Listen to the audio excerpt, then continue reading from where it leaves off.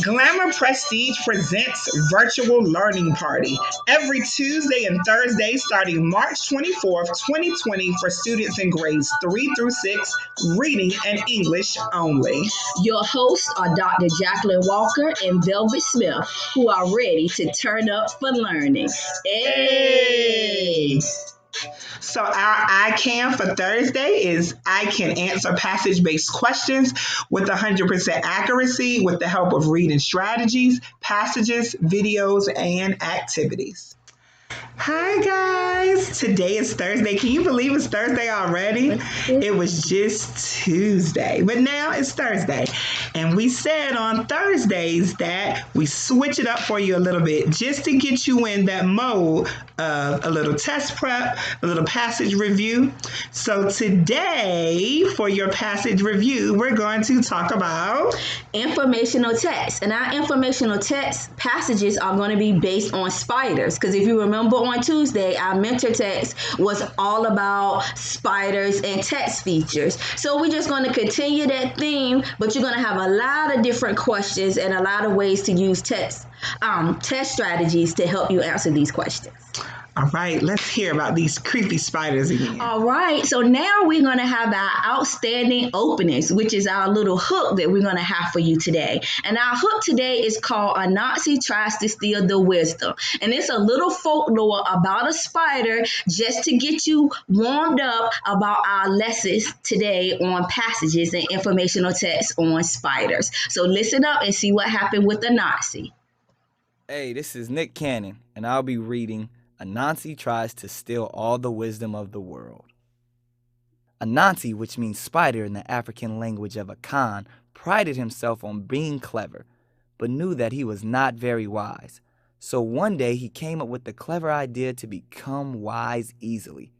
He picked up a hollow gourd and thought to himself, if I fill this gourd with wisdom, then I can keep it all to myself, and I'll be wiser than anyone in the world. Excited about his new scheme, he went from door to door asking for advice and wisdom. He thought he was being clever by stealing everyone's wisdom, but everyone he met happily shared their advice with him, for they could see that Anansi needed wisdom more than anybody.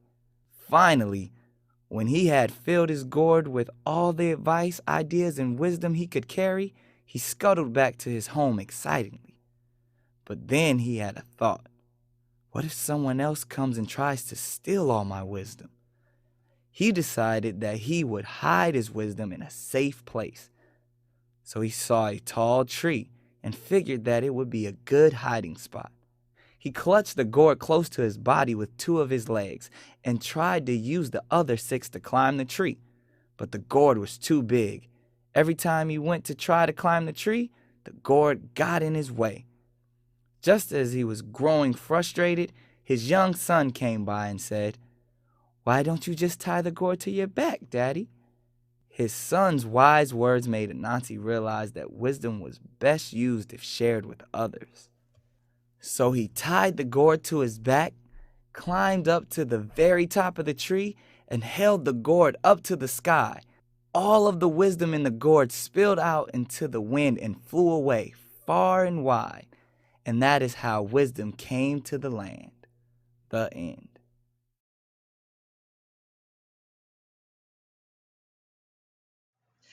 All right, I really hope you enjoyed that A Nazi Tried to Steal the Wisdom. Did you like that, Miss Smith? I did. I really enjoyed it. So we have a comprehension question for you that goes along with that folklore. So if you have this sheet printed out, go ahead and take it out and just answer this simple question because we just want to know how much you were paying attention. So the question is, why did a Nazi want to steal all of the wisdom of the world? Do you remember, Miss Smith? Yes, I kind of remember why he wanted to steal it. All right, so boys and girls, go ahead and pause us. And when we come back, we're going to answer that question for you. All right, so the answer to the question was he wanted to be wiser than anyone in the world. Did you get that answer to why he wanted to have all the wisdom? I hope you did. All right, now it's time for our reading strategy of the week. So, our reading strategy of the week this week is, all right, let's see, it is reread. Reread is a strategy that oftentimes we don't practice because sometimes when we think we've read it one time, that we don't need to read it again. But sometimes we have to read it 3, 4, 5, even multiple times more than that, just to understand exactly what we have read. So when you have to reread, you have to stop and think about the text as you read. Ask yourself these questions. Are there new facts and ideas? Do they make sense? And reread to make sure you understand. All right, so now we're going to talk a little bit more about our informational text. And this is going to help us with our strategy because reading informational text sometimes is a little more difficult than fiction text. And we need to make sure that we're rereading so we understand what it is that we're actually reading. So it says informational text, text that provides facts and information to reader. Synonym is nonfiction. So here's our tip. Before reading, think about what you already know about the topic. Also think about questions you like answer in the text. During reading, take your time. Try to determine the main idea and key details. After reading, reflect on what you just read. Reread any confusing parts. Talk about the text with a classmate. Some examples of informational text could be news stories, textbooks, business memos, magazine articles, advertisements, personal essays, humor essays, nonfiction books, healthcare pamphlets, assembly instructions, campaign information, biographies, sports articles, history titles, editorials, recipes, opinion pieces, and memoirs. So if you see any of these pieces of text, they are all informational text. All right, so now we're going to practice some of this text strategies with informational text passage. And we're going to focus on fact and opinion. And our title is Scary Spiders. It's time to learn about spiders. Spiders are one of the scariest animals on earth. They are insects. Insects are six-legged creatures such as grasshoppers and ants. Spiders have 8 legs, which categorizes them as arachnids. Other arachnid relatives of the spider include scorpions and ticks. Most spiders spin webs. Webs are terrifying because you can walk right into one, which feels really icky. Most spiders have 8 eyes. Having more than 2 eyes is just plain weird. There are about 40,000 different kinds of spiders. They live everywhere on the earth. Everywhere on the planet, including Antarctica. Eek, maybe I'll move to Mars. So what we're going to do is that I'm going to review these 5 questions with you. And then you're going to pause us and you're going to answer these questions. When we come back, we're going to practice our strategy of reread, and we're going to read the text all over again, and you'll be able to answer the questions. So the key questions is 1, fact. What is a fact that appears in this passage? Just go ahead and take a fact dead straight out of the text. 2, opinion. What is an opinion that appears in this passage? So you know, when you see an opinion, you know that that is not a fact. So go ahead and find an opinion. 3, text evidence. Do spiders live in Antarctica? Cite the text. So you know that you have to go and find in the text where it says anything about Antarctica. 4, context clues. What do you think categorize means? Does it mean upside down? Does it mean places in a group? Or does it mean creeps? And lastly is our stretch. In your opinion, are spiders scary? Why or why not? So go ahead and pause us. Answer these questions. But when you come back, we're going to reread to double check exactly what you have.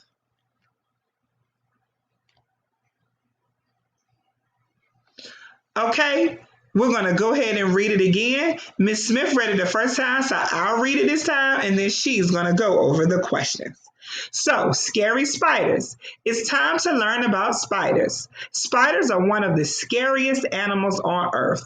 They are insects. Insects are six-legged creatures such as grasshoppers and ants. Spiders have 8 legs, which categorizes them as arachnids. Other arachnid relatives of the spider include scorpions and ticks. Most spiders spin webs. Webs are terrifying because you can walk right into one, which feels really icky. Most spiders have 8 eyes. Having more than 2 eyes is just plain weird. There are about 40,000 different kinds of spiders. They live everywhere on the planet, including Antarctica. Eek, maybe I'll move to Mars. All right, Miss Smith, go ahead and help the kids with those key questions. All right, so now we practice our strategy of rereading. We're able to really answer our questions. So number 1, fact. What is a fact that appears in this passage? The answer that we selected were there are about 40,000 different kinds of spiders. That is a fact because it can be proven that a number of different spiders. So you may have a different fact. There are a lot of different facts in this passage, such as insects are 6-legged creatures, such as grasshoppers and ants. That's a statement that can be proven. So if you selected any statement that can be proven true or false, then that is a fact.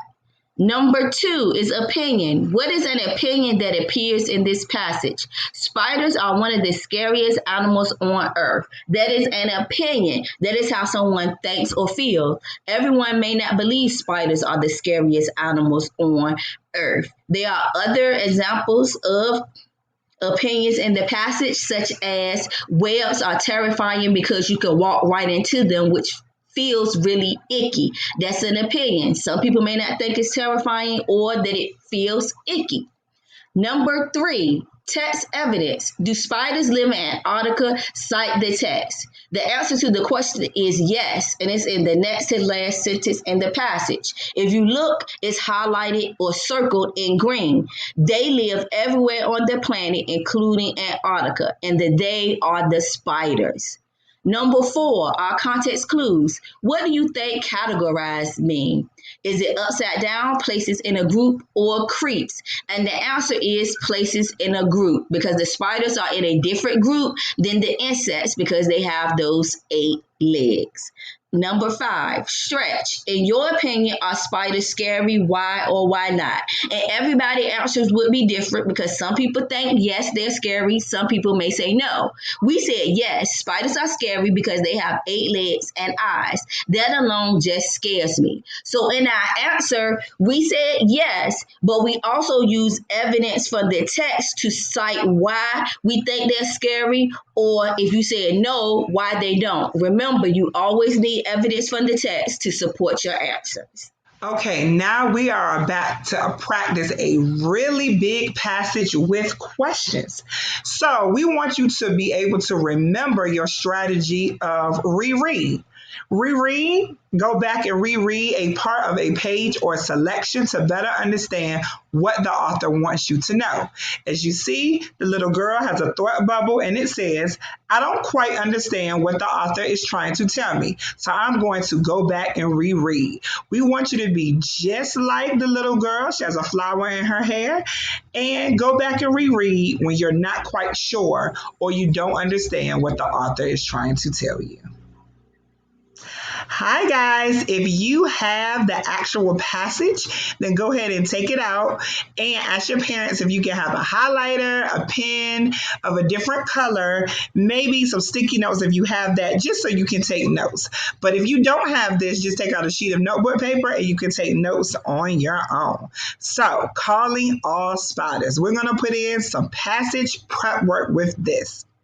The first thing we see is a photograph. Remember, that is a text feature that is usually found in nonfiction text, and it is taken from someone, like it's taking a picture of. It's not an illustration. And under that is usually a caption. This caption says, tarantulas are found in warm regions, including the southwestern United States. All right, let's get into it. Does thinking about spiders and their hairy bodies, long legs, and sticky webs make your skin crawl? Many people shiver at the thought of spiders. That is not the case for Rich Bradley, a real life Spider Man. He can't get enough of the creepy crawlers. Bradley is an arachnologist. That is a scientist who studies spiders. Bradley has spent the last 10 years identifying and studying spiders in his home state of Ohio. So let's go ahead and highlight that word, arachnologist. I sounded it out for you. Okay, and then just put what it means, a scientist who studies spiders. All right, our next section is spider seekers. So far, Bradley has uncovered 583 species or types of spiders living in the Buckeye State. He and his team of volunteers have a sharp eye when it comes to collecting the creatures indoors and outdoors. They move really fast, he told Weekly Reader. Scientists say about 3,500 species of spiders live in North America and nearly 35,000 live worldwide. Spiders live in different places, including gardens, water, deserts, and caves. So now we're going to go back up and we're going to highlight species. And species just means different types. So we have 583 different types of spiders. And on that too, Ms. Smith, they do have a heading. Yes. If you want to highlight that. And that heading is spider seekers. Okay. So if we go on down, I also have a heading starting off, and that is hairy hunters. Right? All right, so thinking about our text features, hairy hunters, what do you think this paragraph in our passage is going to be about? Let's see. Many people think spiders are insects, but they're actually arachnids. Ticks and scorpions are also arachnids. Along with fangs and 8 hairy legs, a spider has 2 body parts, a head and an abdomen. The abdomen contains spinnerets, or organs that produce silk. A spider uses its silk for many purposes, including weaving webs, protecting its eggs, and catching food. So let's go back up. We want to highlight arachnids.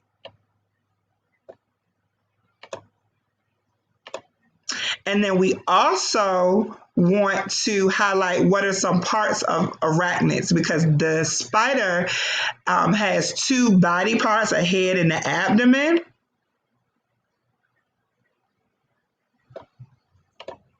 And then we also want to look at that word spinnerets. And that means to produce silk. All right.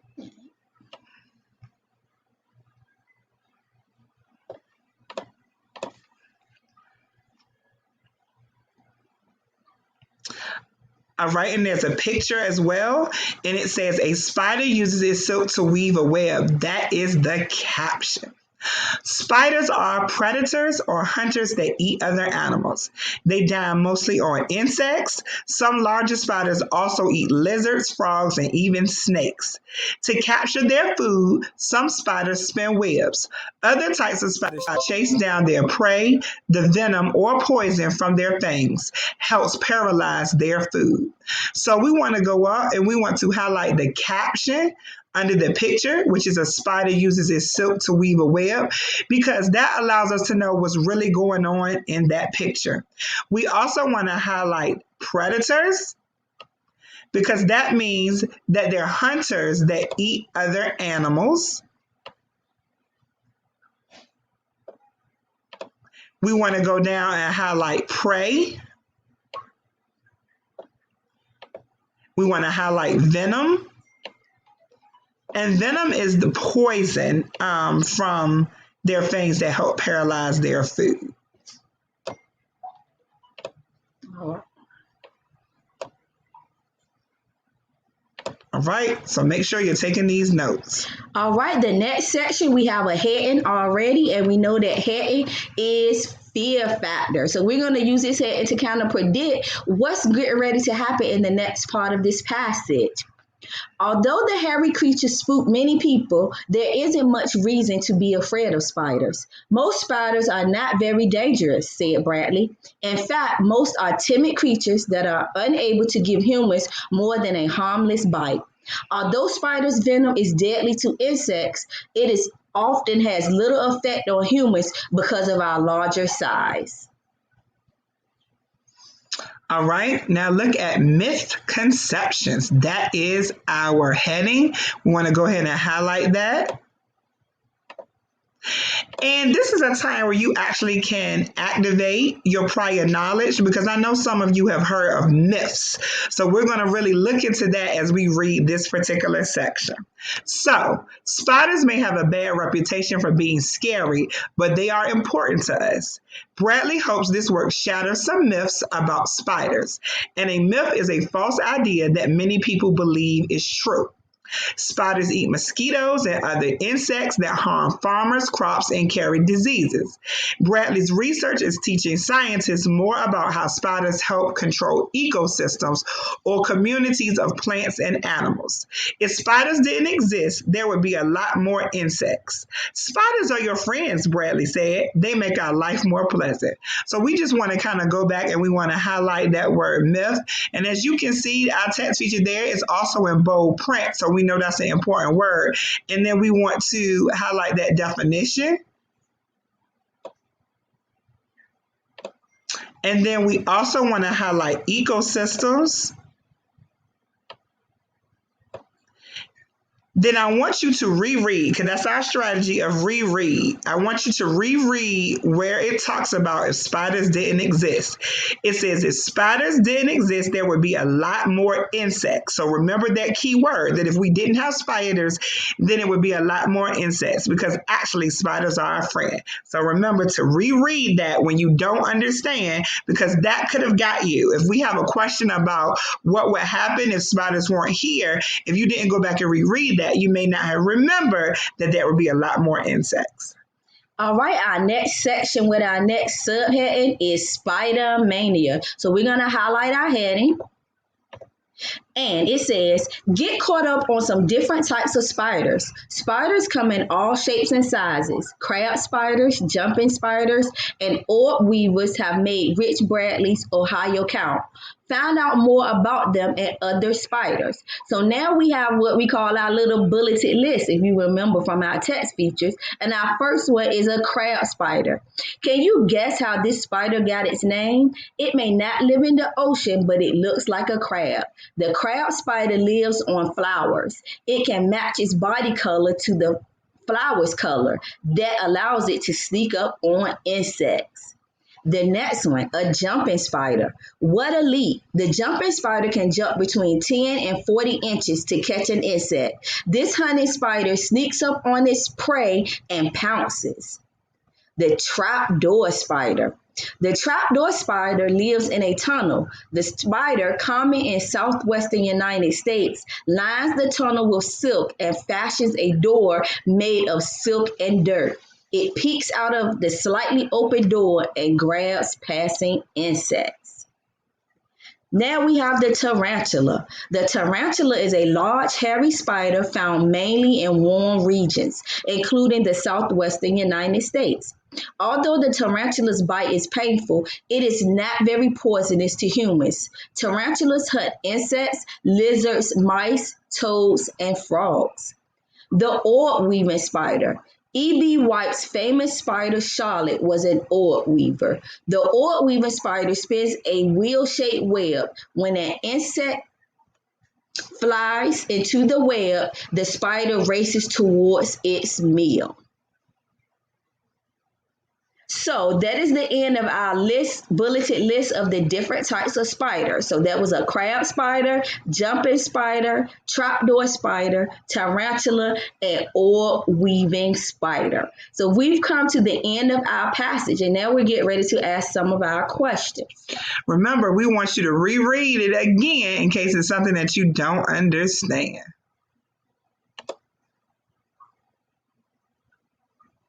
Okay, so we're going to really do questions 1 through 6. We're going to read them to you. You're going to pause us because this is your independent practice time. And then we're going to go over the answers with you. So, number 1, which action was not described in the passage as a spider's use for its silk? A, weaving webs, B, protecting its eggs, C, making clothes, or D, catching food. So remember, you would need to go back to the passage to look for where it talks about uses for silk and find that answer so you can make sure that the text supports your answer. All right, we're going to look at question number 2. Which of the following describes a type of spider that Rich Bradley has found in Ohio? A spider that can jump between 10 and 40 inches. B, a spider that lives in a tunnel. It lines with silk and grabs passing insects. C, a spider that creates the world's largest and strongest webs. Or D, a large hairy spider with a painful bite that is found in warm regions. Remember, you need to go back in and look in the text to find the answer to this question, which means you may need to reread certain sections of our passage. Number 3, according to the passage, spiders have a bad reputation for being scary. Why might people be afraid of spiders? So on this, I need for you to highlight spiders have a bad reputation for being scary. And then why would people be afraid? So I would highlight that whole part all the way to the end of the question.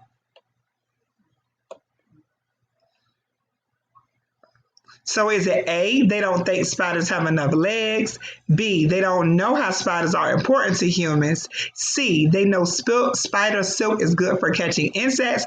Or D, they think spiders are soft and furry? So make sure when you go back to the passage, you find the words like bad reputation or scary and where it talks about people being afraid of them. All right, let's look at question number 4. Most spiders Read the following sentence and answer the question below. Most spiders are not very dangerous, said Bradley. In fact, most are timid creatures that are unable to give humans more than a harmless bite. In this context, what does the word timid mean? Is it A, helpful, B, shy, C, happy, D, dangerous? Remember, you may need to go back to the passage and reread, because when it says context, that means we're going to use our context clues to find out the meaning of the word timid. All right, number 5. The primary purpose of this passage is to A, list all types of spider species in Ohio. B, describe the personalities of scientists that study spiders. C, inform the reader about different kinds of spiders. Or D, persuade the reader that spiders are scary. And remember, when we talk about the primary purpose, that is like the main idea. So we need to find out what is the main idea of this passage. All right, and our last question is question number 6, and we need to know, according to the passage, why are spiders important to humans? So you're going to write out this answer. So you definitely need to go back to the text and reread that section that talks about how spiders are helpful to humans and write your answer. Remember, you need to cite information from the text to answer question number 6. All right, we want to review the answers with you. So go ahead and take out your sheet like this, or go ahead and take out your notebook paper again to compare our answers. So number 1, which action was not described in the passage as spiders use for its silk? The answer was B, making clothes. Number 2, which of the following describes a type of spider that Rich Bradley has found in Ohio? The answer was B, a spider that can jump between 10 and 40 inches. 3, according to the passage, spiders have a bad reputation for being scary. What might people be afraid of spiders? D, they don't know how spiders are important to humans. Number 4, read the following sentences and answer the question below. Most spiders are not very dangerous, said Bradley. In fact, most are timid creatures that are unable to give humans more than a harmless bite. In this context, what does the word timid mean? And that answer would be C, shy. Number 5, the primary purpose, or like I said, the main idea of this passage is to A, inform the reader about different kinds of spiders. And 6, according to the passage, why are spiders important to humans? And one suggested answer is, according to the passage, spiders eat insects that harms farmers' crops and carry disease. If there were no spiders, there would be more insects like mosquitoes that can make us sick or ruin our food crops. And that was in paragraph 12. Okay, guys, so we are going to have you not to have any homework this week because we know that you went through a lot with this passage. And you had to highlight and you did a lot of work. So we will see you in just a few, telling you about what's going on next week. Hey guys.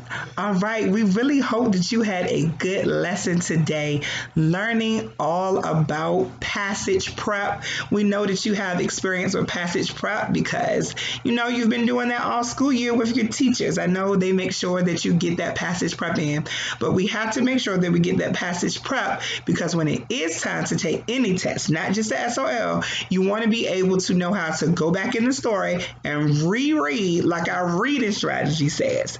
So on next week, our skill will be fact and opinion and ask and answer questions. And the good treat is we're going to be using one of our books from our passage, our Martin Luther King story, to talk about fact and opinion and ask and answer questions. So make sure that you get that book out for next week on Tuesday. See you guys. Yeah.